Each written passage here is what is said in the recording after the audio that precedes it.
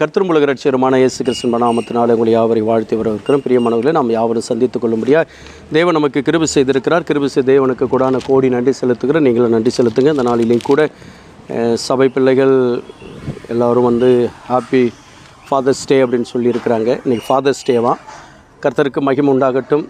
என்னை காட்டிலும் வயதில் அதிகமாய் உள்ள ஒவ்வொரு தகப்பன்மார்களுக்கும் ஹாப்பி ஃபாதர்ஸ் டே என்று சொல்லி வாழ்த்துகிறேன். கர்த்தர் உங்களை ஆசீர்வதிப்பாராக. கர்த்தருக்கு மகிமை உண்டாகட்டும். ஏசாயா எழுதின தீர்க்கதரிசனத்தின் புஸ்தகம் 50வது அதிகாரம் 9வது வசனம். கர்த்தராகிய ஆண்டவர் எனக்கு துணை செய்கிறார். என்னை ஆக்கினைக்குள்ளாக தீர்க்கிறவன் யார்? கர்த்தராகிய ஆண்டவர் எனக்கு துணை செய்கிறார்.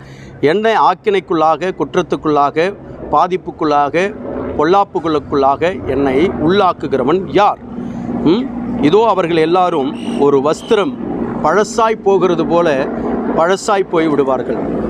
அவர்கள் எல்லோரும் ஒரு வஸ்திரம் எப்படி பழசாக போகுமோ அப்படி பழசாய் போய் விடுவார்களாம். அவர்களை பொட்டுப்பூச்சி என்ன பண்ணுமா? அரிக்குமா. அல்லேலூயா. அவர்கள் பொட்டுப்பூச்சி அவர்களை அரிக்கும் என்று சொல்லப்படுகிறது. பிரியமான என் அன்பு தேவ பிள்ளையே, இந்த நாளிலும் கூட ஆண்டவர் நமக்கு துணை செய்கிறவராக இருக்கிறார். ஆண்டவர் நமக்கு துணை செய்கிறவராக இருக்கும்பொழுது நம்மை ஒருவனாலும் ஆக்கினை தீர்ப்புக்குள்ளாக கொண்டு போக முடியவே முடியாது. கர்த்தர் ஒரு மனுஷனுக்கு துணை செய்யும் பொழுது, கர்த்தர் ஒரு மனுஷனுடைய சார்பில் இருக்கும் பொழுது அவனுக்கு விரோதமாய் ஒருவனை எழும்ப முடியாது. அவனை குற்றப்படுத்த ஒருவனாலும் முடியாது. அவனுக்கு அந்த அதிகாரத்தையும் கர்த்தர் கொடுக்க மாட்டார். இப்போ இன்றைக்கு ஆண்டவர் என் அன்பு தேவ பிள்ளையே உன்னுடைய வாழ்க்கையில் துணை செய்கிறேன் என்று சொல்லுகிறார். உன்னை ஆக்கினைக்குள்ளாக தீர்க்க வேண்டும் என்று சொல்லி, உன்னை குற்றப்படுத்த வேண்டும் என்று சொல்லி, உன்னை குறை சொல்ல வேண்டும் என்று சொல்லி, உனக்கு விரோதமாக எழும்பி கிரியை நடப்பிக்க வேண்டும் என்று சொல்லி நினைக்கிறவன் ஒருவனும் இருக்க முடியாது. அவன் வஸ்திரத்தை போல பழசாய் மாறுவான். பொட்டுப்பூச்சி அவனை அரிக்கும். அல்லேலூயா. அப்படின்னா என்ன அர்த்தம்? என் அன்பு தேவ பிள்ளையே, அவன் மண்ணுக்கு மண்ணாய் போய்விடுவான் என்று அர்த்தம். ஒரு மனுஷன் செத்தா அவனை பாடையில் கொண்டுட்டு பெட்டியில் கொண்டுட்டு போகிறாங்க.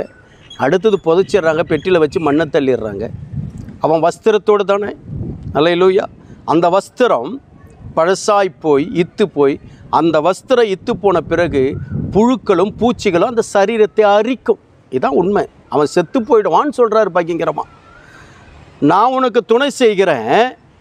என்னை எதிர்க்கிற, என்னுடைய பாதுகாப்பில் இருக்கிற உனக்கு விரோதமாய் வருகிறவன் அவன் வாழ்க்கை இப்படிப்பட்ட நிலைமையில தான் இருக்கும் என்று சொல்லி கர்த்தர் சொல்லுகிறார். அப்போ ஆண்டவர் நமக்கு துணை செய்கிறார். நம்மை ஒருவனும் விரோதிக்க முடியாது. அப்படி விரோதித்தா அவன் கதி அதோ கதி. அப்போ ஆண்டவர் நமக்கு உதவி செய்கிறார் என்கிற அல்லேலூயா நிலைமையில் என் அன்பு தேவ பிள்ளைய பலத்தில், வைராக்கியத்தில் இன்னுமாய் தேவனுக்காக ஓட வேண்டும், உழைக்க வேண்டும், நிற்க வேண்டும் என்று சொல்லி நினைக்கிற உன் வாழ்க்கையில் நீ மிகுந்த சந்தோஷத்துக்குள்ளாக வாழ வேண்டும் என்று சொல்லி கர்த்தர் விரும்புகிறார். அல்லேலூயா. நீ தேவ சமூகத்துக்குள்ளாக இன்னும் மகிழ்ச்சியாக இரு. நான் உனக்கு துணை நிற்க. தாவீது சொல்கிறார் பாருங்க, அவர் என் வலது பட்சத்தில் இருக்கிறார், என்னை அசைக்கிறவன் ஒருவனும் கிடையாதுங்கிறார். அல்லேலூயா. என் அன்பு தேவ பிள்ளைய தேவன் நமக்கு துணை செய்கிறார். கவலைப்படாதிருங்க. கர்த்தர் நம்மோடு கூட இருக்கிறார். ஜெபிப்போமா. மகா இரக்கமும் கிருபை நிறைந்தவைகள் எல்லாம் ஆண்டவரை நன்றியோடு துதிக்கிற நாளிலும் எங்களுக்கு துணை செய்கிறேன் என்று சொன்ன வார்த்தைகளுக்காக நன்றி செலுத்துகிறேன். உங்களுடைய கரம் கூட இருக்கட்டும் சுவாமி. ஆசீர்வதிங்க. இந்த நாளிலும் பிறந்தநாள் திருமணை கொண்டாடுகிற ஒவ்வொரு அன்பு பிள்ளைகளுக்காக நான் ஜெபிக்கிறேன். உங்களுடைய ஆண்டவரே கரம் பிள்ளைகளோடு கூட இருக்கட்டும். விசேஷமாக ஆண்டவரே அப்பா ஸ்தோத்திரம். ஆண்டவரே ஷீலா ஆண்டவரே அப்பா ஸ்தோத்திரம். இமானுக்கு வேதநாயகி இமானுக்காக நாங்கள் ஜெபிக்கிறோம். மகளுக்கு ஆண்டவரே அப்பா ஸ்தோத்திரம். இந்த ஆண்டவரே பிறந்த நாளை காணும்படியே கர்த்தர் கிருபை செய்திருக்கிறேன். மகளை நான் ஆண்டவரே அப்பா ஸ்தோத்திரம் பிதா குமாரன் பரிசுத்த ஆவி நாமத்தினாலே ஆசீர்வதிக்கிறேன். மகளுடைய குடும்பத்தையும் ஆண்டவரே அப்பா ஸ்தோத்திரம். ஆண்டவரே ஊழியத்தையும் ட்ரஸ்ட் காரியங்களையும் கர்த்தர் ஆசீர்வதித்து கொடுக்க வேண்டுமா ஜெபிக்கிறேன். அப்படியே ஆண்டவரே அப்பா ஸ்தோத்திரம். அன்பு மகள் ஆண்டவரே அப்பா மாலாவுக்காக நாங்கள் ஜெபிக்கிறோம். மாலாவுக்கு இந்த நாளிலே ஆண்டவரே பிறந்த நாளை ஆண்டவரை காணும்படியாக கர்த்தர் கிருபை செய்து மகளுடைய பிறந்த நாளை பிதா குமாரன் பரிசுத்த ஆவி நாமத்தினாலே மகளை நான் வாழ்த்தி ஆசீர்வதிக்கிற அந்த நாளிலே கர்த்தருடைய கரம் கூட இருக்கட்டும். ஆண்டவரே மகனோடு கூட இருக்கட்டும், குடும்ப வாழ்க்கையோடு இருக்கட்டும், ஆவிக்குரிய வாழ்க்கையோடு இருக்கட்டும், பிள்ளைகளுடைய வேலை ஸ்தலங்களோடு இருக்கட்டும். பெரிய காரியத்தை செய். ஆசீர்வதி. இயேசுவின் ரத்தம் செய். இயேசு கிறிஸ்துவின் நாமத்தில் ஒப்பு கொடுத்து அர்ப்பணித்து ஜெபிக்கிறேன். ஜெபங்கேலைகள் ஜீவனுள்ள நல்ல பிதாவே. ஆமென். அல்லேலூயா. கர்த்தர் நம்மை ஆசீர்வதிப்பாராக. ஆமென். கர்த்தருடைய நாமத்துக்கு ஸ்தோத்திரம்.